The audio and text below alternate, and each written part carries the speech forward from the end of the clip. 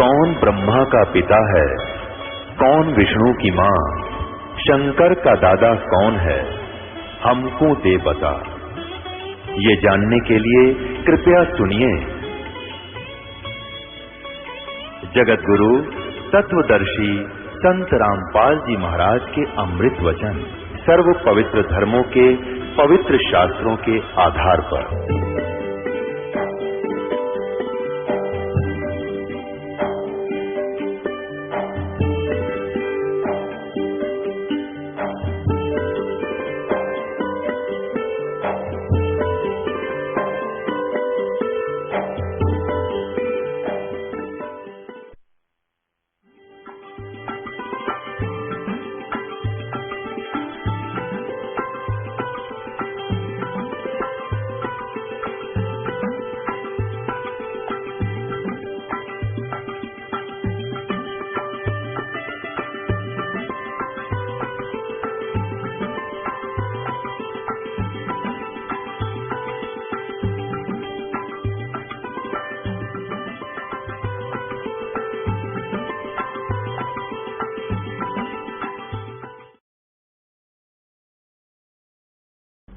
अब परमात्मा को पता था कि राजा का टेंशन बना दी इसने, और ये दिल्ली तो ही पहुंचाएंगे इतने तो हार्ट अटैक हो जाए मनमाने सिकंदर का। तो कहते हैं अपने भगत की टेंशन भी परमात्मा एक सेकंड में कारण बना दे। उसी समय क्या देखा कि दरिया के बाहर सब कोई टहल रहा था, कोई नहा रहा था, कोई अपना घूम रहा था। इतने में क्या देखा कि एक मुर्दा, एक बच्चे का शव, 12-13 साल की आयु के बच्चे का शव, जिसको अंतिम संस्कार कर दिया गया था मृत्यु के उपरांत। क्योंकि कुछ ऐसे कबीले हैं जो न तो जमीन में दबाते हैं, न सभा करते हैं, अग्नि में संस्कार नहीं करते, वो केवल जल प्रवाह कर देते हैं। वो ये सोचते हैं कि इसके शरीर को मछली खाएंगी, कीड़े मकोड़े खाएंगे, इसको कुछ पुण्य हो जाएगा, और उसको दरिया में जो समुद्र की तरफ जा रही होती है उसमें एक अच्छे आदर के साथ एक फ्लोटिंग ऐसा बना देते हैं, बेड़ा सा घास फूस का, लकड़ी थोची से लकड़ी लगाकर उसके ऊपर आदर से लेटाकर और उसके ऊपर कपड़ा डालकर जल प्रवाह कर देते हैं। ऐसा जल प्रवाह किया हुआ मृत बच्चा आ रहा था सौ। तो सभी ने कहा कि वो आ गया मुर्दा, वो आ गया मुर्दा। सब आगे भाग कर बाहर, कबीर जी भी कोई बुला लिया, शेख तकी भी आ गया। और शेख तकी कहता है अब करके दिखा दे इसको जीवित, हम मान जाएंगे। परमात्मा बोले पहले तू करके दिखा, कहीं फिर बाद में नंबर बनाओ मैं भी कर दूं। अब सभी ने कहा ठीक है शेख तकी आप भी करके दिखा दो, आपके पास कोई शक्ति है। अब वो लगा अपने जंतर मंतर करण यावा होता, वो तो होना क्या था उससे। वो पहुंच गया, मुर्दा चला गया लगभग 2-3 फरलांग, यानी 600-700 फुट नीचे को डाउन स्ट्रीम में बहता हुआ। तो शेख की कहता है ये तो अपने सिर से बला उतरवाना चाहा था, ये भी नहीं कर सकता, ये बातें बनाता है। ये तो चाहा था कि मुर्दा चला जाए, तेरी इज्जत रह जावे, वो इसने कर ही दिया, मुझे लगा दिया इस पे। अब परमात्मा ने ऐसे संकेत किया मालिक ने हाथ से, वो मुर्दा वापस चल पड़ा। जैसे इंजन की नौका होती है, इंजन वाली मोट, और वो दरिया के फ्लो के विपरीत चल पड़ती है, ऐसे वो मुर्दा दरिया के ऊपर से ऐसे वापस आके और वहां खड़ा हो गया सामने, ऐसे लेट नूका नू स्थिर हो गया मुर्दा, वो मृत शरीर।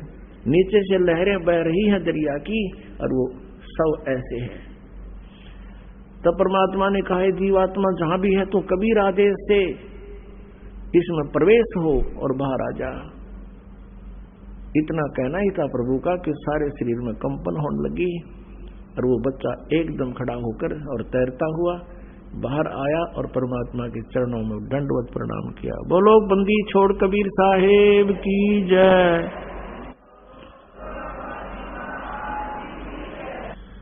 अपने आत्माओं, ये परमात्मा थे और इन भगवानों की भी ये लीलाएं आज से 600 वर्ष पहले की लिपिबद्ध हैं और आम तक किसी ने ये लीलाएं आन नहीं दी। क्योंकि काल के दूत प्रसारक बिना गिनती के हैं और परमात्मा को परमात्मा कोई मानने वाला ही नहीं है।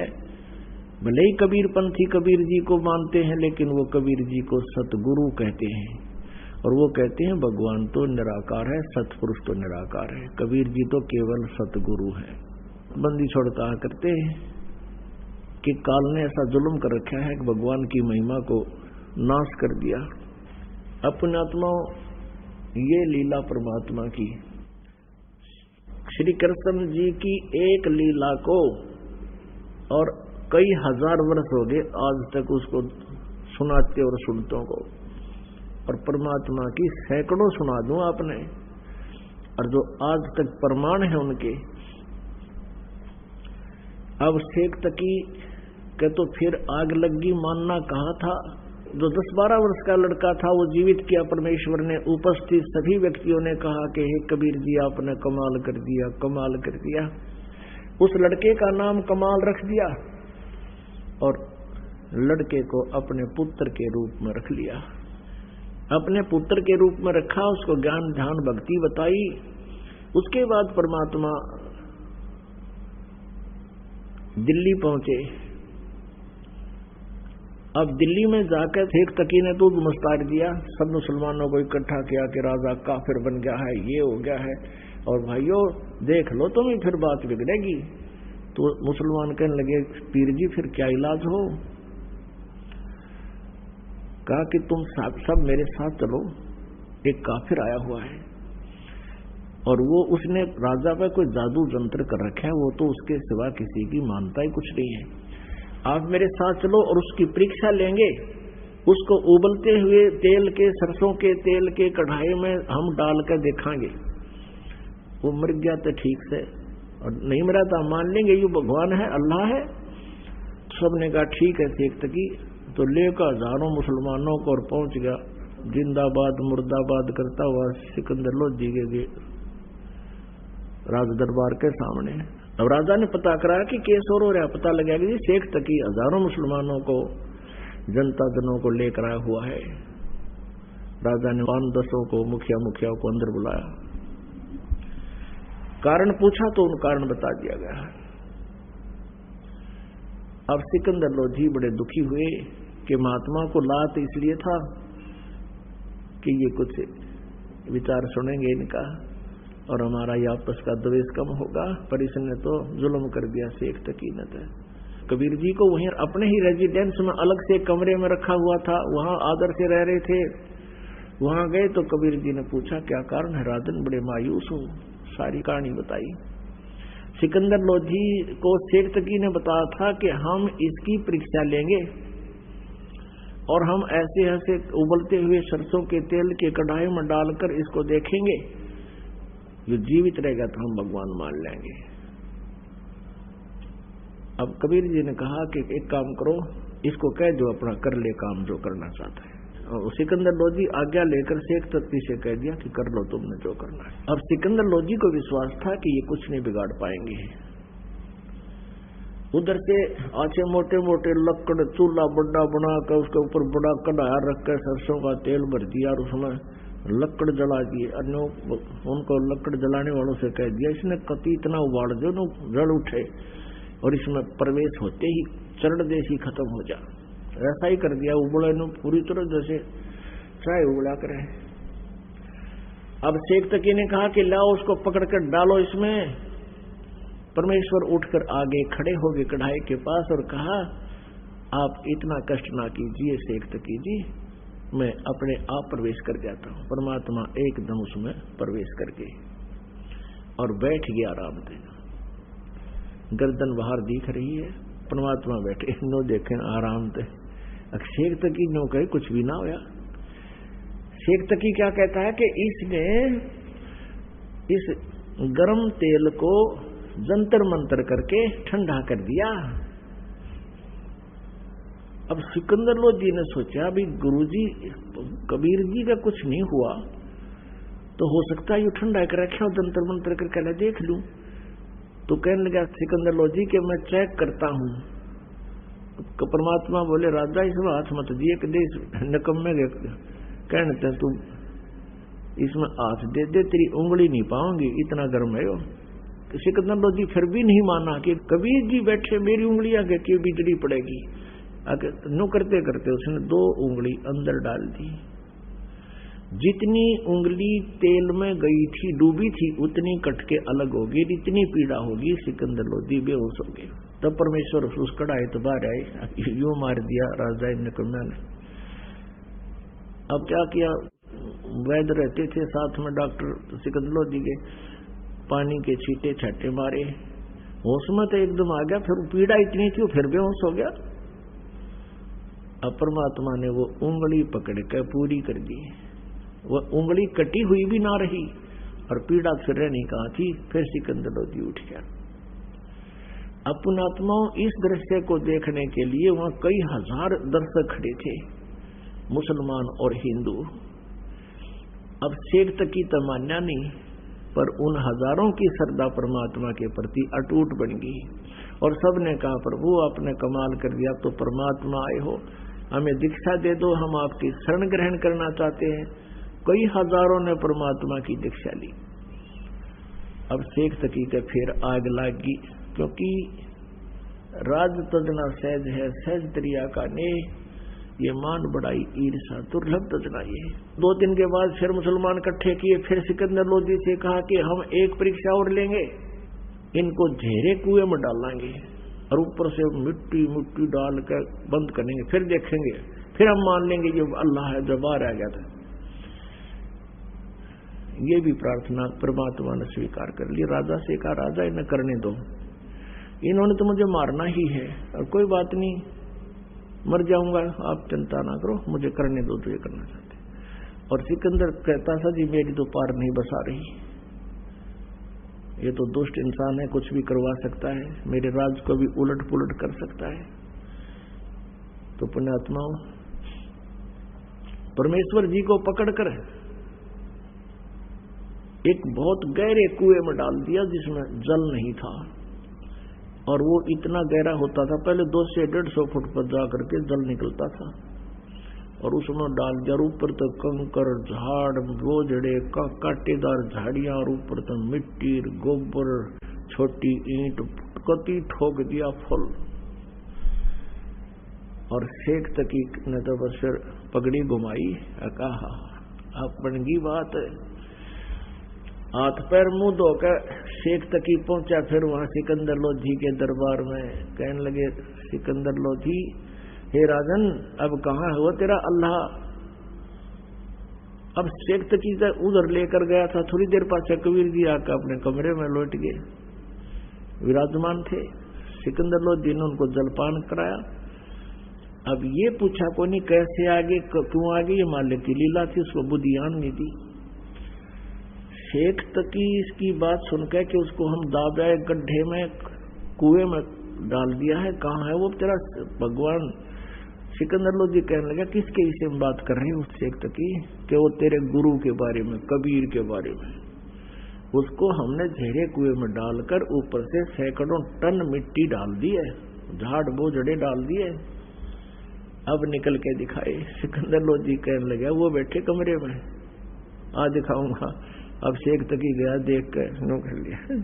अब दुष्ट ने फिर भी नो नहीं मानी, रतरा के जब भगवान आ रहे, पैर पकड़ ले, ये पीर, ये गुरुपना, ये भगवान के सामने नहीं चलता, और ये नकली गुरु भगवान से दूने दूर हो जाते हैं मान बढ़ाई के कारण। फिर भी नहीं माना।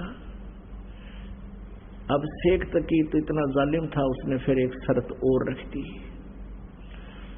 कहने लगा कि मैं जब मानूंगा इसको अल्लाह है, ये मेरी बेटी शेख तकी की पुत्री 12-13 वर्ष की लड़की मृत्यु को प्राप्त हो चुकी थी और उसको कब्र में दबा दिया गया था।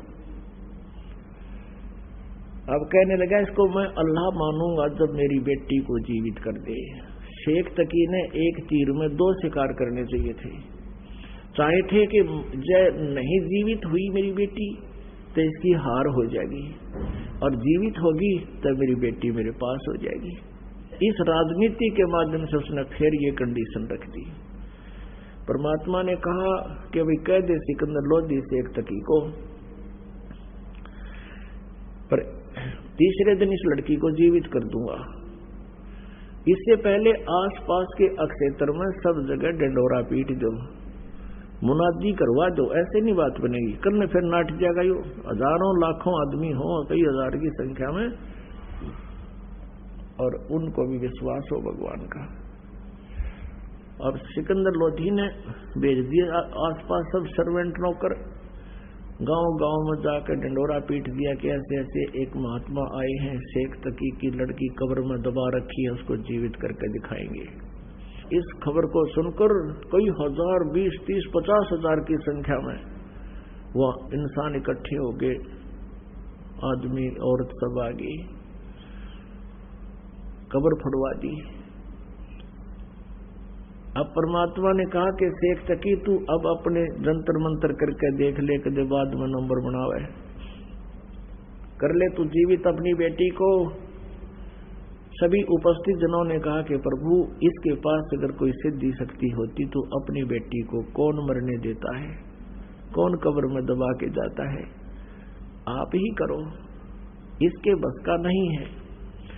तब परमात्मा ने कहा कि हे शेख तकी की बेटी जीवित हो जा। कुछ देर इंतजार किया, नहीं हुई। फिर कहा कि हे शेख तकी की बेटी जीवित हो जा, वह नहीं जीवित हुई। अब शेख तकी का तो खुशी का ठिकाना नहीं रहा, बंगड़ा पा दिया, नाचा कूदा, देखा ढोंगी का ढोंग पकड़ा गया। देख लो भाइयों, देख लो, ये ऐसा झूठा कपटी है, ये इसके अब कुछ नहीं इसके पास है ये। अब परमात्मा ने तीसरी बार फिर कहा, वह फिर भी ना जीवित हुई। पर फिर तो वो कूद दैनो जो कर मर्ग कूद जा कर। फिर बोला परमात्मा शांति राख पीर जी। अब देखो पुण्यात्मा, उस दुष्ट इंसान को अपनी बेटी जीवित ना होने का गम नहीं, कबीर जी के हार जाने की खुशी बना रहा है। फिर परमात्मा ने क्या कहा कि हे जीवात्मा जहां भी है तू, और कबीर आदेश से वापस आ जा और इसके शरीर में प्रवेश कर बेटी के में और बाहर आ जा। इतना बोला था मालिक ने। उस कंपन हुई पूरे शरीर में, एकदम वो लड़की खड़ी होकर के और बाहर आके परमात्मा के चरणों में दंडवत प्रणाम किया। बोलो बंदी छोड़ कबीर साहेब की जय। अब पुण्यात्माओं, परमेश्वर ने कहा कि जा बेटी तेरे पिता के साथ। लड़की ने कहा कि नहीं, ये पिता नहीं, ये दुश्मन है समाज का, ये मानव समाज का शत्रु है। इसका और मेरा नाता 12 वर्ष की आयु तक का था, आगे मेरा जीवन शेष नहीं था। अब मैं पशु जोनी में जाने की मेरी तैयारी हो रही थी। आज मेरे इस परमेश्वर ने मुझे पुनर्जीवन दिया है। और 1.5 घंटे तक उस लड़की ने प्रवचन किए। परमात्मा ने उसके अंदर वह कैसेट डाल दी, अपना ज्ञान फैक्स कर दिया। उस लड़की ने 1.5 घंटे तक प्रवचन किया कि लोगों ये खुद अल्लाह आए हैं, ये अल्लाहु अकबर है, ये पूर्ण परमात्मा है, ये सारी सृष्टि के रचना रहे। अपने विषय में बताया कि मैंने भी गलती कर दी थी, इस परमेश्वर को ना पहचान कर। आज मेरी वो दिव्य दृष्टि काम कर रही है। अब पुण्यात्मा, उस लड़की का पिछली सारी अपने जीवन की कहानी याद आ गई। ये कमाली वाली आत्मा जो है, ये सतयुग से मालिक की चरणों में सेवा में रही। सतयुग के अंदर ये विद्याधर ब्राह्मण की पत्नी दीपिका थी। उस समय इनको परमात्मा शिशु रूप में मिले थे, परमात्मा की सेवा की थी। वो पुण्य मालिक ने इनका बनवाया। फिर वही आत्मा दोनों की दोनों त्रेता युग में वो वेद बीज ब्राह्मण हुआ और वो सूर्या नाम की उसकी पत्नी हुई। फिर आगे चल के दोनों की कुछ पुण्य थे, वो स्वर्ग में रहे। उसके बाद वो वेद बीज वाली आत्मा तो स्वामी रामानंद हुआ और वो सूर्या और दीपिका वाली आत्मा ये कमाली हुई। कमाली का जन्म मुसलमान धर्म में हो गया।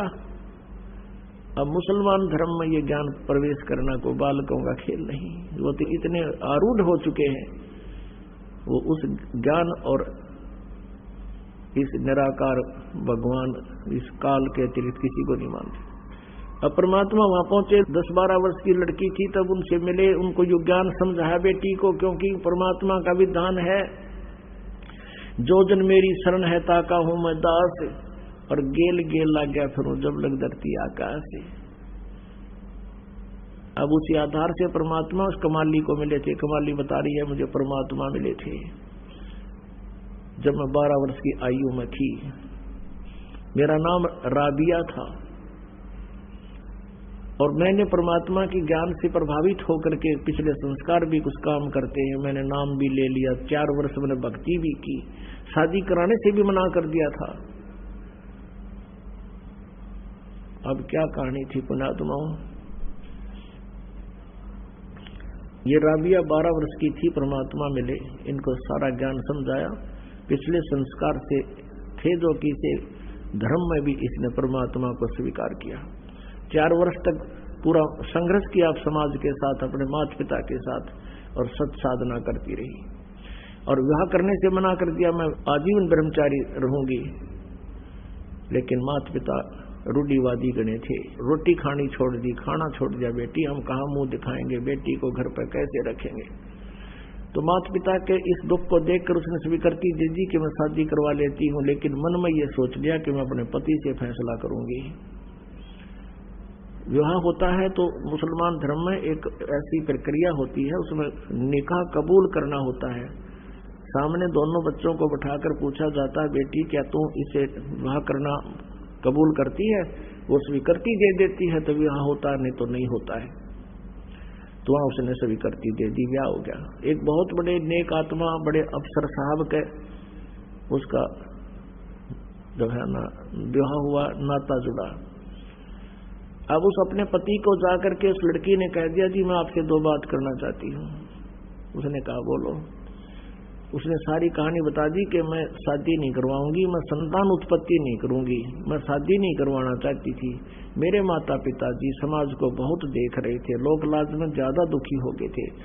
तो उसने कहा कि आपने फिर निकाह कबूल क्यों किया था? संतान उत्पत्ति नहीं करेगी, मुझसे मिलन नहीं करेगी, तो तुमने निकाह कबूल क्यों किया था? कि मेरी मजबूरी थी, मेरे पिताजी लोक लाज के कारण घने दुखी हो गए थे। अब आप देख लो, यदि आप जी ने मेरी शर्त स्वीकार नहीं की तो मैं आत्महत्या कर लूंगी, मैं आपको टच नहीं कर सकती, मैं गृहस्थी नहीं कर सकती। अब वो घना दयालु आदमी था, नेक व्यक्ति था। उसने सोचा भाई मैं क्यों पाप का भागी बनूं, ऐसी देवी है, भगवान से डरने वाला था। उसने कहा देखा राबिया बात सुन, ठीक है मैं तो और शादी करवा लूंगा, क्योंकि मुसलमानों में अनेक विवाह हो सकते हैं, लेकिन एक बात ध्यान में रखना, जैसे आपके माता पिता की लाज थी ऐसे मेरे माता पिता की भी लाज है। आपको मैं अलग से दे दूंगा कमरा, और तू भक्ति जैसा भी करती रहना। संसार की दृष्टि में रहेगी मेरी पत्नी, लेकिन मेरी दृष्टि में तो मेरी बहन तुल्य होगी, तुझे कोई दुख नहीं होने दूंगा, लेकिन घर से बाहर नहीं जाने दूंगा, तुझे पर्दे से बाहर नहीं रहने दूंगा। राबिया ने सुख का सांस लिया, हे अल्लाह बड़ी सुनी आपने मेरी। अब उस लड़की ने वहां देखा समाज में, क्योंकि 1, 2, 20, 1000, लाख सभी एक जैसी क्रियाएं कर रहे हैं भक्ति की, परमात्मा वाली भक्ति को छोड़ दिया और वो लोक वेद वाली शुरू कर दी। पुण्यात्मा सत्संग के अभाव से अभी तक ये बिजली गिरती रही। अगर उस लड़की को रह रहकर सत्संग मिलता रहा होता, परमात्मा उन जो त्रुटियां समाज में होती हैं उनको अब पहले करके दिखा दी कि ये ऐसी बिजली गिरती है, इसलिए सत्संग की आवश्यकता रह रहकर पड़ेगी आपको, तो अब विचलित होगी। और वही पूर्व वाली जो साधना अपने धर्म में थी वो करने लगी, नमाज नमोज और ये सब बकरीद ईद सब करने लगी। फिर होगी जब वो वृद्ध अवस्था में आई, उसने अपने पति से कहा कि अब हज करना अनिवार्य बताते हैं, आपकी आज्ञा हो तो मैं हज कराऊं। मुसलमान धर्म में ये माना जाता है जो हज कराते हैं तो वो सीधे स्वर्ग जाते हैं जब उनकी मृत्यु होती है। हज नहीं करता तो वो अभी वो मतलब पूर्ण लाभ प्राप्त नहीं होता है।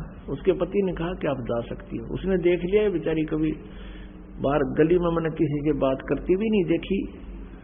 कहा कि मैं आपके लिए कोई ऊंट व्यवस्था करवा देता हूँ और साथ में कुछ नौकर भेज देता हूँ। वो कहने लगी नहीं मैं पैदल जाऊंगी, और भी बहुत लोग जा रहे हैं। अब वो चल पड़ी और जाने वाले कोई जा रहा था, कोई नहीं आ रहा था, कोई किधर रास्ते में बैठ गया, तो वह सीधी चली जा रही थी। उसने क्या देखा कि एक कुएं के ऊपर एक कुतिया प्यासी खड़ी थी, उसके छोटे छोटे नवजात बालक वो अलग पड़े थे और वो इतनी प्यासी थी कि राबिया के चरणों की तरफ आई, फिर भाग दौड़कर कुएं की तरफ झांका, फिर उसके पैरों की तरफ आई। अब राबिया ने देख लिया कि प्यासी बहुत है। वहां जाकर देखा कुएं पर कोई बाल्टी नहीं, कोई रस्सी नहीं। अब उधर से उस कुतिया की दुर्दशा देखकर उस पर रहा नहीं गया। कहते हैं दया बिना दरवेश कसाई, जिसके अंदर दया नहीं है वो संत दरवेश वो साधु कसाई के तुल्य है। अब उस लड़की ने कोई चारा नहीं देखा, आसपास कोई गांव झोपड़ी भी नहीं, कहीं से को बाल्टी ने जूले आऊं। उसने आओ देखा ना तो आओ देखा, अपने सिर के बाल नो पाड़ दिए खसा खस खसा खस। आप पाड़ के देखो 5-4 बालों को एकदम नो खसा खस पाड़ दिए, कति सारे बाल पाड़ दिए। और उनकी फिर रस्सी बांटी, आप लोग लो आने होगी। रस्सी बांटी बहुत लंबी, गहरे पानी जल होता था। अपने कपड़े निकाल कर पहले मोटे कपड़े पहना करते थे खादी के रेजे के, और उसका बांध के नीचे जल में डुबोए और फिर निकाल के एक पात्र पड़ा था मटके का टूटा हुआ आधा हिस्सा घड़े का, उसमें निचोड़ा, फिर पानी निकाला और कुतिया 1 सेकंड में उसने जब पी जा और फिर मुंह की तरफ देखे, फिर दूसरा। अब ऐसे वह कुतिया छका दी, तृप्त किया और अपने बालों को रक्त से साफ किया और कपड़े पहन गए, चालन की तैयारी करी थी, प्रस्थान करना चाहा था। इतने में कहते वो मक्का जहां ये हज करने जाते हैं, मक्का में शीश निवाने जाते हैं, वो नो की नो बिल्डिंग उठ गए और ऐसे लगी उस कुएं के साथ में जैसे गाड़ी प्लेटफार्म पर लग गया करे। अब उस देखकर मक्के को राबिया तो दौड़कर अंदर गई, दंडोत प्रणाम किया जैसा भी वहां करते हैं, सजदा किया। उसको सौपन सा हुआ कि मक्के मागी में तो वहां तो यथा स्थान पर मक्का रहा नहीं, लोगों में हाहाकार मच गया, मक्का कहाँ गया, मक्का कहाँ गया। एक अब्राहिम अधम सुल्तान नाम का एक भक्त था जो पहले जन्मांतर में मालिक का शेष था, और वो भी ऐसे ही भ्रमित था। उसमें भी परमात्मा उनको कबीर जी मिले हुए थे, आए थे, और वो परमेश्वर के ज्ञान से परिचित था। वो मक्का में इस उद्देश्य से गया था कि तुम मुसलमान होते हुए मुसलमानों को समझा रहा था कि इस मक्के में भगवान नहीं है, अल्लाह तो इस तरीके से मिलेगा। अब वो परमात्मा की रजा से अब्राहिम सुल्तान जो पहले जन्म में था, उसका नाम और था पहले, अब वो प्रसिद्ध है इसलिए उसको कहा जाता है।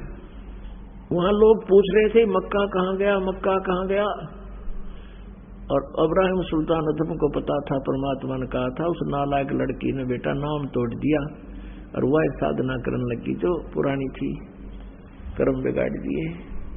तो वो अधम सुल्तान कहते हैं कि गया रांड के लेन को नो कहे अधम सुल्तान, सुल्तान अधम मक्के गया और मक्का नहीं मकान, नो कहे यो मक्का, मक्का वन मोक्ष स्थल। उबरान सुल्तान कहता है यो मक्का नहीं, ये तो एक ढूंढ है, मकान है। और गया रांड के लेन को नो कहे अधम सुल्तान। अब लोग नो कहे किसको लेन गया कि एक रांड को लेन गया, मतलब कहने का भाव ये था उसका कि उस नालायक ने के जुल्म कर दिया भगवान की भक्ति छोड़ के, और उस भक्ति के कारण जो पीछे पुन कर रखे उस परमात्मा की, और फिर उस लीला से उसको ये इतनी सिद्धियां ऐसा राहत मिल रही है, वो परमात्मा ऐसा दयालु है, उसने उस बेटी के लिए वहीं भेज दिया मक्का, पूर्ण परमात्मा कबीर जी ने। और भगवान पर अपना भगत दुखी नहीं देखा जाता। अब चाहे वो बेशक डलाट हो रहा था, जैसे टटीरी थी, महाभारत में प्रमाण आता है, और टटीरी तो किसी की उपासना भी ना करा करती। उस समय जब उसने अंडे उत्पन्न कर दिए महाभारत कुरुक्षेत्र के मैदान में, उधर से सेना खड़ी होगी, आकर युद्ध की तैयारी होगी। तब उसने देखा तो जुल्म हो गया, तेरे बच्चे मरेंगे, तेरे अंडे मरेंगे, खत्म होंगे। तब उसने अंतःकरण से रोके भगवान से याचना की थी, मेरे अंडों की रक्षा करियो प्रभु। कहते हैं उसी समय ऊपर से एक इंद्र के हाथी का इतना भारा, हाथी का इतना बहुत बड़ा घंटाड़ा जिसमें 88,000 मन बताते इतना वजन था, ऊपर से आकर उन अंडों पर गिर गया। महाभारत हो गया, अग्निबाण छूटे, वहां दुनिया कटकर मर गई, अंडा का आंच भी ना आन दी। अब वह तो कोई भक्ति भी ना करे थी टटीरी, फिर भी मालिक ने उसके पूर्व जन्म के संस्कार से खुद कबीर भगवान ने उसकी रक्षा कर दी। अब यही स्थिति थी राबिया की थी कि काल तो चाहता ये नास्तिक हो जा, और भगवान चाहते हैं कि इनमें मालिक की चाह बनी रहे। और जब ये कलयुग का ये समय आवे, इस समय है अब सबको पार करने का। यहां तक इस भक्ति को, परमात्मा में आस्था को बनाए रखना था हमारे हृदय में। तो इस उद्देश्य से परमात्मा ने वो मक्का उठाकर वहां उस बेटी के लिए भेज दिया। अब वहां अब्राहिम सुल्तान उसको लताड़ रहा है कि ये के ड्रामा दिखाने लग रही है दुनिया की, वाह वाह हो जाएगी, या फूल का कुप्पा हो जाएगी, अपने कर्म बिगाड़ेगी। और वही बनी। जब मक्का वापस आया, देखा एक बहन को लेकर आ रहा है, उसका नाम राबिया था। पूरे मुसलमान धर्म में उस समय राबिया की महिमा ऐसी होगी कि भक्ति हो तो राबिया कैसी, भक्ति हो तो राबिया कैसी, भगत हो तो ऐसा हो, भक्त नहीं हो तो ऐसी हो। अपनात्मा आगे के बना उसके साथ। अगले जन्म में वो बंसुरी नाम की एक लड़की बनी, और वो इतनी भक्तमती थी, इतने फिर भी आस्था मालिक की उसके हृदय में थी। जब वो वृद्ध अवस्था में आई, उसने सोचा, यूं कहते हैं जो मक्के में मृत्यु को प्राप्त हो जाता है, भगवान प्राप्ति होती है, सीधा स्वर्ग जाता है, भिष्ट में जाता है। उसने सोचा इससे बढ़िया और क्या अवसर होगा, मक्के में अपना सिर काट के और चढ़ा दिया, मृत्यु को प्राप्त होगी। अब सब जगह यूं हो गया कि बंसुरी गई स्वर्ग में, बंसुरी सिद्धि गई स्वर्ग में, बंसुरी सिद्धि गई स्वर्ग में। अब स्वर्ग में कहां जाना था, अगला जन्म फिर उसका लड़की का हो गया, वो वैश्या बन गई। एक जीवन वैश्या का व्यतीत किया, और फिर उस परमात्मा की 4 साल की भक्ति, एक सत साधना करने से उसको ये मनुष्य जन्म और मिल गए, 2.5 जन्म और मिल गए इसको। अब उसका मनुष्य का जीवन केवल 12 वर्ष की आयु का शेष था, फिर उसका कई युगों तक मनुष्य जीवन शेष नहीं था। वो फिर शेख तकी के घर पे लड़की के रूप में जन्म था उसी लड़की का। और पुण्यात्मा उस दयालु ने अब उस आत्मा को पहले से कर्म बनवाए, उनके सतयुग में उनके घर पर आए, और वो रेसीपा करे थे, मालिक की बात सुनी को नहीं, अपने कर्म बिगाड़ेंगे, अपनी गलत साधना करते रहे। फिर त्रेता में फिर परमात्मा उनके उसी रूप में आए, उनसे फिर कर्म बनवाए, मालिक की सेवा करी, बचपन रूप धारण करा शिशु रूप, और फिर वो एक रामानंद बन गया, एक या कमाली डके खाती अंडे। अब दोनों को फिर संभाला मालिक ना के। अब परमात्मा कहते हैं, तुमने ना पता मैं कितना दुखी हूं तुम्हारे लिए, तुम तो इस काल की भांग पी के एवराजी हुए फिरो हो। कबीर ये माया अटपटी सब गटान अड़ी, और किस किस न समझाऊं या कुआ भांग पड़ी। अब परमात्मा कहते मैं रोवत हूं सृष्टि को, सृष्टि रोवे मोहे, और गरीबदास इस वियोग को समझ नहीं सकता कोई। अपनात्मा उस परम पिता ने इतने दुख क्यों उठाए? आप इतनी भांग पी चुके हो, आपका कहे तभी असर ना होता, इतनी चढ़ रही है अपने सब कहे, हमने ये बेटा बेटी कार कोठी और ये फैक्ट्री दिखाई देती है, और परमात्मा हमें बताते हैं तुम प्रतिदिन देख रहे हो अरबपति हेलीकॉप्टर में पड़कर मर गए, वह कंपनी भी आड़े रहेगी और कोठी बेटी बेटा भी आड़े यहीं रह गए, और वो गधा बना खड़ा है, और फिर भी आंख नहीं खुलती, क्योंकि पहले तो हमें रास्ता नहीं पता था, तब तो हमारी व्यवस्था थी। अब परमात्मा ने क्लियर कर दिया, स्पष्ट कर दिया। अब परमेश्वर कहते हैं अब भी तुम नहीं चलोगे इस मार्ग पर, फिर बच्चों मेरा दोष नहीं। फिर पुण्यात्माओं, फिर इसी प्रकार चौथे युग में ही ये दाव लगेगा जो आज आपका लगा। न यू ज्ञान यू भगवान कदे सपने में भी ना सुना था, और आज सार्वजनिक हो रहा है। परमात्मा आप धक्के थे। अब भी ये काल के दूत काल प्रेरणा से कोशिश कर रहे थे कि हम इसको दबा दें, ये ज्ञान ऊपर ना होकर के तुम्हारी दुकान बंद हो जाए। लेकिन अब परमात्मा का आदेश है, अब इसको कोई रोकने की चेष्टा करेगा, इसमें कोई बाधा करेगा, इस मार्ग में कोई रोड़ा बनकर खड़ा होगा, वो तो ऐसा होगा जैसे अंधा गधा रेल की पटड़ी पर खड़ा हो। एक अंधा गधा रेल की पटड़ी पर खड़ा हो गया,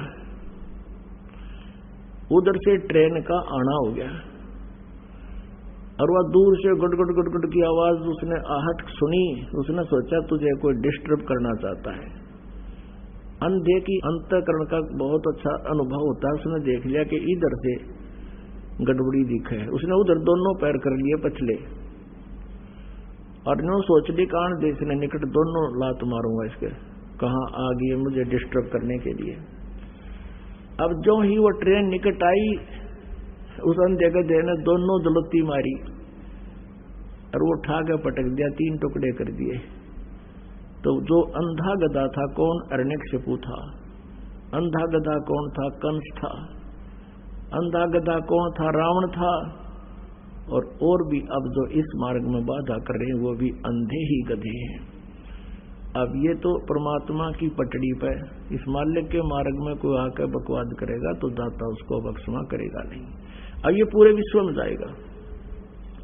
अब पुण्यात्माओं, इस प्रकार की लीलाओं को देखकर सबने कहा कि कमाल कर दिया, कमाल कर दिया, लड़की का नाम कमाली रख दिया। परमेश्वर ने कहा कि जा बेटी अपने पिता के साथ, नहीं, ये दुश्मन है समाज का, इसका और मेरा संस्कार केवल 12 वर्ष तक का था। अगर मेरा जीवन नहीं था मनुष्य का, उस बेटी ने खड़ा होकर के सबको बताया, और मुझे अपना पिता मिल गया। कबीर परमेश्वर के चरणों में शीश टेक दिया, आप मेरे मालिक हो, आप मेरे पिता हो, आप कुल के मालिक हो। अब उस लड़की को परमात्मा ने अपनी बेटी की तरह रखा और उसको भक्ति मार्ग पर आरूढ़ किया। पुण्यात्माओं, परमात्मा की इस तरह की लीलाएं देखकर, और परमेश्वर ने एक एक दिन में 100 जगह प्रकट होकर ये सत्संग सुनाए, अपने बच्चों को सुख दिया।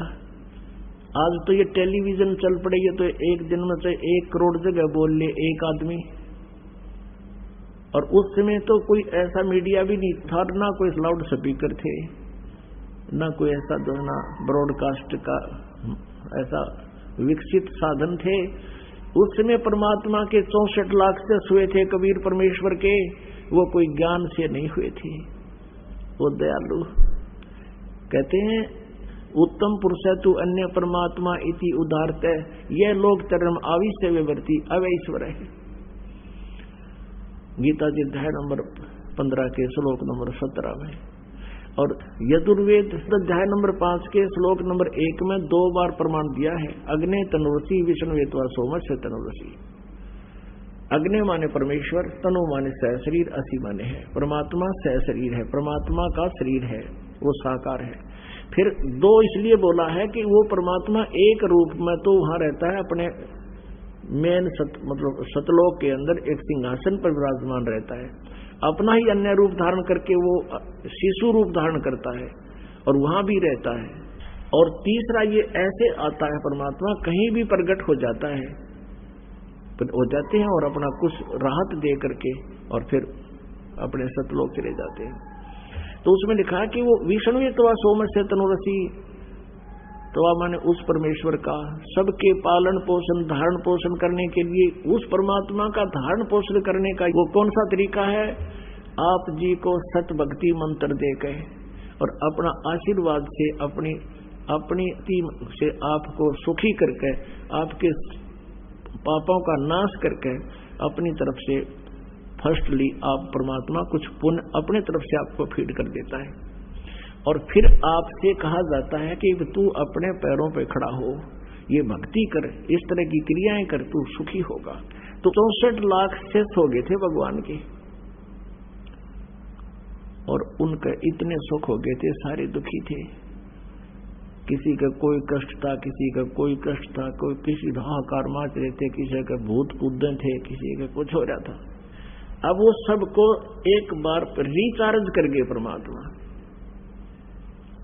लेकिन हम ज्ञान आधार नहीं था हमारा, हमने केवल भौतिक सुखों को ही आधार मान कर परमात्मा को मान रखा था कि हमारा गुरुजी बहुत अच्छे हैं और बहुत राहत देते हैं। हमने भगवान को भगवान स्वीकार नहीं कर पाए, क्योंकि हम सदग्रंथों से परिचित नहीं थे, और हमारे पूर्वज जो है उसमें हम इलिटरेट थे, अशिक्षित थे, अक्षर ज्ञान नहीं था, और अक्षर ज्ञान केवल एक ब्राह्मण वर्ग को होता था संस्कृत पढ़ने का अधिकार। और इन्होंने वेदों और पुराणों को समझा नहीं, और परमात्मा यही ज्ञान जो दास आपको बता रहे थे 600 वर्ष पहले, यही ज्ञान बताया करते थे। इन अज्ञानी ऋषि महर्षि और नकली गुरुओं ने इस ज्ञान को, परमात्मा के यथार्थ ज्ञान को रिजेक्ट कर दिया था, ये कह करके कबीर अशिक्षित है, ये वेदों पुराणों और गीता के बारे में क्या जाने, ये झूठा है। और जिस कारण से हम परमात्मा को नहीं पहचान सके। और पुण्यात्माओं, एक और काल का जाल है, परमात्मा तो सुख देगा ही देगा आपको, वो तो सुख सागर है, लेकिन जब आपको राहत मिल जाती है, सुख हो जाता है, तो आप भगवान से दूर अवश्य हो जाते हो। ये एक बट नेचुरल है। दुखी इंसान भगवान को चाहता है, और थोड़ा सा सुख होते ही फिर अंडी पाक जाता है। एक बार क्या हुआ, कबीर जी कहीं सत्संग कर रहे थे, और एक वैश्या थी गणका, और उसने रात के समय ये परमात्मा की चर्चा सुनी, उसके कान खड़े हो गए। वह नहा धोकर और उस अपने मकान के झांकी के सहारे बैठ गई, और बाहर से गेट लगा कर कुंडी ला दी अंदर से। शांति से उसने सुना भगवान की चर्चा, उसकी आत्मा ने धिक्कार दिया उसको कि मैं क्या कर रही हूं, ओए मुझे करना के चाहिए था। मालिक ने 2 घंटे प्रवचन किए वहां पर ऊंची आवाज में, रात का समय, शांत मौसम, दूर तक आवाज जाती है। लड़की ने उसी समय जाकर परमात्मा के चरणों में मत्था टेक दिया और कहा, प्रभु क्या मेरे जैसी नीच का भी उद्धार हो सकता है? परमात्मा ने पूछा, आप कौन हो? खड़ी होकर बताया बेटी ने कि मैं एक वैसा हूं। ये भगवान, मैंने आपका ज्ञान सुना, मेरा तो कालजा पाट गया, मैंने अनजानपने में पाप करे, मालिक मुझे माफ कर दो। परमात्मा बोले, बेटा साबुन का स्वभाव है मैल काटने का, आप नाम लो, आगे बुराई त्याग दे, पार होगी या कौन सी बात है। अब नाम ले लिया, अब उसका तो भूख जागेगी भगवान की भक्ति की। जहां भी सत्संग किसी के घर या आंगन कहीं आसपास बगड़ में हो, परमात्मा बेटी तुरंत पहुंच जाती। और वो जो पहले परमात्मा के शिष्य थे वो सुखी हो गए थे, उनका दुख रहा को नहीं, उनकी कुछ दिनों के बाद वो अपने सोच से सोचने लग जाते हैं, परमात्मा का आदेश भी भूल जाते हैं। वो उस लड़की को धमकाने लगे, कहने लगे तू यहाँ मत आया कर, तूने महाराज जी की बेइज्जती करा दी, लोग यहाँ क्या कहेंगे, एक वैसे आती है सत्संग में, गुरु जी बदनाम हो जाएंगे। 2-4 भक्तान हुआ धमका दी। अब वो लड़की परमात्मा के पास बैठकर बहुत रोई। मालिक ने पूछा, बेटी बात क्या है? उसने बताई, जी अब मैं क्या करूं, अब मैं ऐसे कुछ भक्त मुझे ऐसे कह रहे हैं तू यहाँ मत आया कर, मालिक मैं रह नहीं सकती, मैं चाहती हूँ कि अधिक से अधिक आपका ज्ञान सुनो, मेरे पाप कटे। तो परमात्मा ने सत्संग के माध्यम से कहा था, भाई कुष्टी हो संत बंदगी कीजियो, हो वैसा कै विश्वास चरण चित दीजिए। यदि कोई कितना दुखी रोगी कोई भी भक्त है, भगवान की भक्ति करता, उससे नफरत ना करना, और चाहे उसको भी प्रणाम करना, प्यार से रखना। और चाहे कोई वैसा है और उसको भी यदि परमात्मा की तड़फ है, सच्ची लगन है, उसके हृदय में चाह है, तो उसको भी एक बहन बेटी और आदरणीय मानना। और जब सत्संग में नहीं आवेगा कोई दुखी यानी चोर डाकू लुटेरा वो अब दुष्कर्मी, तो फिर उसको पता कि चलेगा तो बुंडे कर रहा का अच्छे कर रहा हो, तो ऐसे कर ही रहा था। तो सत्संग में आने से ही पता चलेगा। जैसे मैले कपड़े का साबुन और पानी लगाना ही बंद कर देंगे, दूना मैला होगा होता है। और उनको बुला कर भी कहा, बेटा ऐसे नहीं कहना चाहिए तुमने, तुम कितने अच्छे थे, अपने अंदर झांक कर देखो। एक समय एक औरत को पीट रहे थे गांव वाले, एक साधु संत पहुंच गए, कारण पूछा क्यों पीट रहे हो, क्यों इसको मार रहे हो। अब सभी ने बता दी ये बहुत दुष्टा है, ये कुलटा है, ये दुराचारणी है, ऐसे है, ये व्यभिचारणी है। उस संत ने कहा कि भाई ऐसा करो, इसको सजा देंगे पर दूसरे तरीके से, कि भाई एक एक पत्थर उठा लो सारे,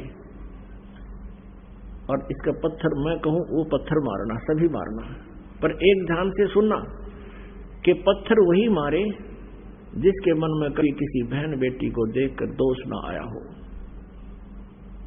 और जिसने कभी ऐसा पाप ना कराया हो। उस संत के बारे में ये बहुत वेल नोन थे कि इसने जब वचन काट दिए तो यो आपको बहुत कुछ दुख दे सकता है, सिद्धि वाला संत है।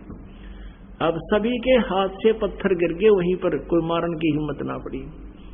अब हमारे अंदर ये एक त्रुटि है, हम दूसरों का दोष देखकर उसको बहुत भला बुरा कह देते हैं और अपने को छुपा कर रखते हैं, और फिर हम समाज में इज्जत बनाए बैठे होते हैं। तो पुण्यात्माओं, परमात्मा ने हर तरह से ज्ञान दे दिया, पर वो बुद्धि भ्रष्ट मानने को नहीं, क्योंकि सुख हो गया था, और सुख में ये बकवाद दबाया करें।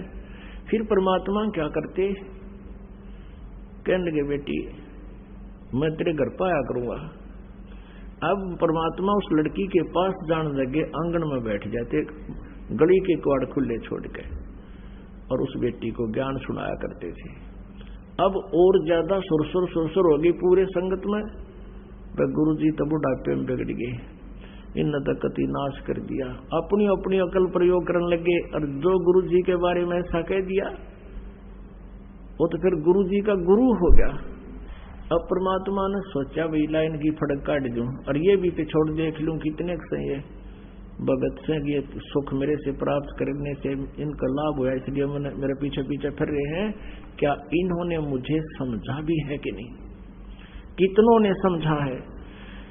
परमात्मा ने कहा कि उस लड़की से बेटी तू एक काम कर, कल हमारे साथ चलना है, ऐसे ऐसे करना है, सारे आभूषण पहन ले जैसे तू पहले करती थी, सब अपना ये लिपस्टिक विपस्टिक लाकर पूरी तैयार होकर जाना, जो पिताजी आपकी आ गया।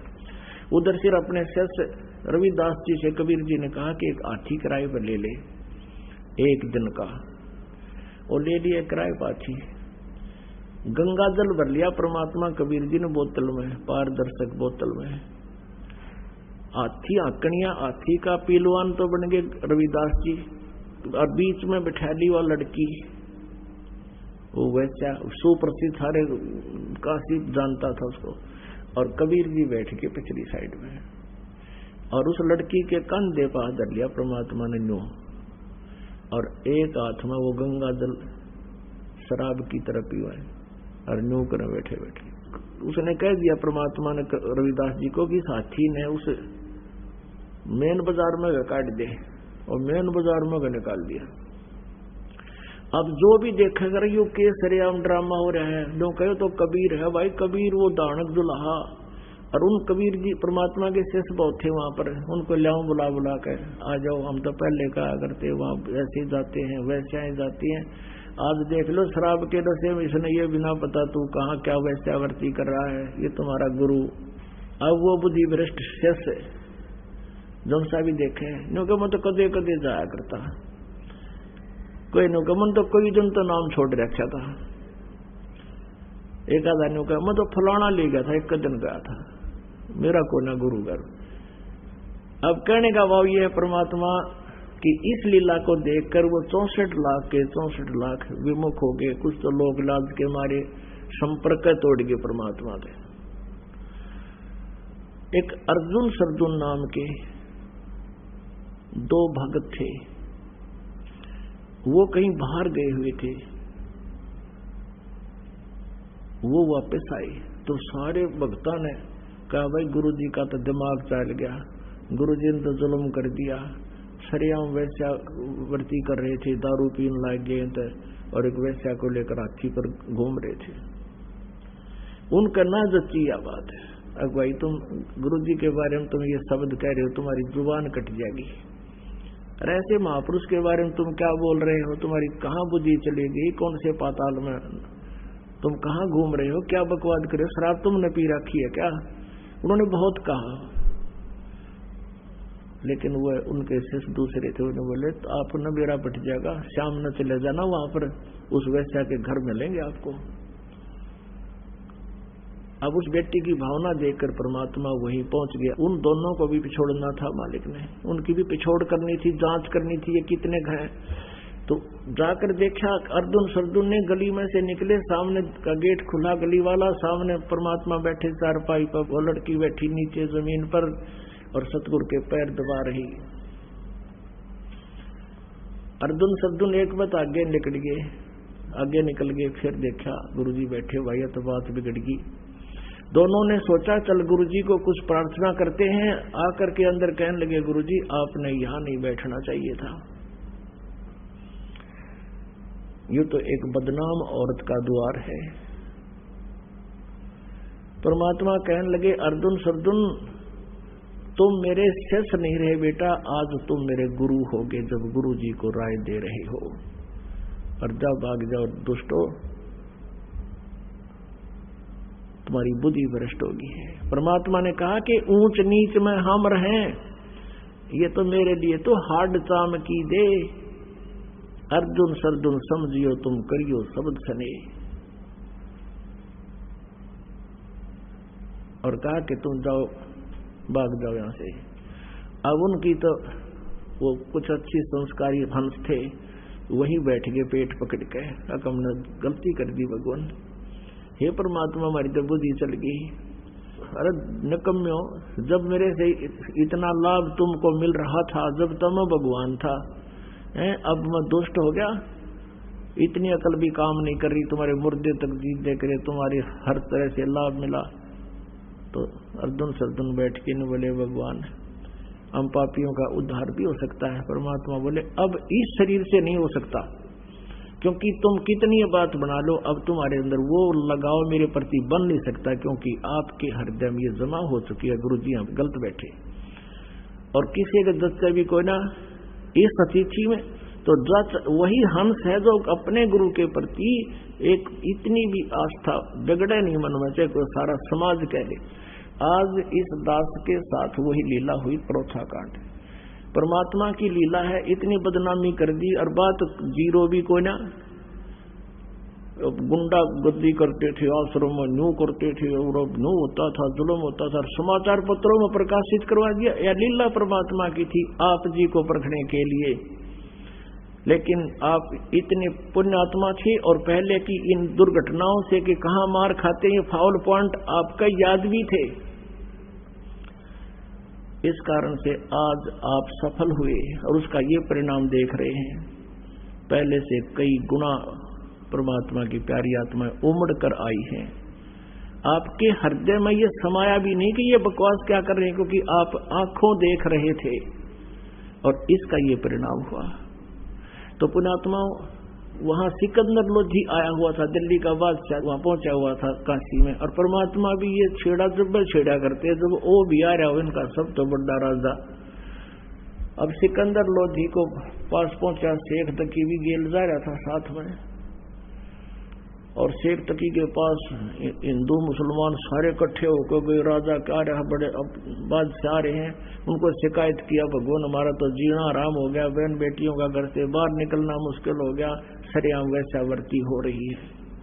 कौन है, किसने करी, लाए पकड़ कर कबीर जी को, और सिकंदर सामने खड़ा, वो दुष्ट इंसान है जिसको ऐसा राहत दी, ऐसे सुख दिए, आज उसकी बुद्धि भी चाल गई, उसकी बुद्धि भी सिलप कर दी, और डर गया जनता से कि तेरा राज ना चला जा। अरे राज तो भगवान देता है, जनता राज दे तो फिर कहना के है। अब कहने का भाव ये है, परमात्मा को क्या सजा देनी चाहिए कि इसको बांध जूड़ के हथकड़ी गल में तोक, हाथा में हथकड़ी, पैर में बेड़ी, और लगा के दरिया में डाल दो, गंगा में। ऐसा ही किया गया, नौका में बैठाकर बेड़ी और हथकड़ी लगाए लगाए गले में तोक डले हुए, और परमात्मा को गंगा के बीच में जाकर पटक दिया। और दर्शक पूरी काशी चारों तरफ खड़ी, पूरी काशी के लोग। अब वो परमात्मा को जो जल में पटका, हथकड़ी बेड़ी अपने आप टूट के एक तरफ गिर गई, और परमात्मा उस जल पर ऐसे बैठ गए जैसे थल पर बैठा करे, और नीचे से लहरें खूब उमड़ उमड़ कर जा रही हैं। अब वो नौकाड़े तो वापस आ गए, परमात्मा बैठे नौके और सब देखे, अभी तो को नहीं डूब गया। फिर शेख तकी ने कहा इसका पत्थर मारो, पत्थर मारो, लागे पत्थर मारो। फिर कहने लगा शेख तकी कि इसका तीर मारो, गोली मारो। अब वो भी ना लगी। फिर क्या कहा कि लाओ तोब लाओ, तोब लाओ। तो सारे बुद्धि भ्रष्ट हो रही। राजा ने आदेश दे दिया, तोब ले गए, और वहां से तोब के गोले मारे परमात्मा पे।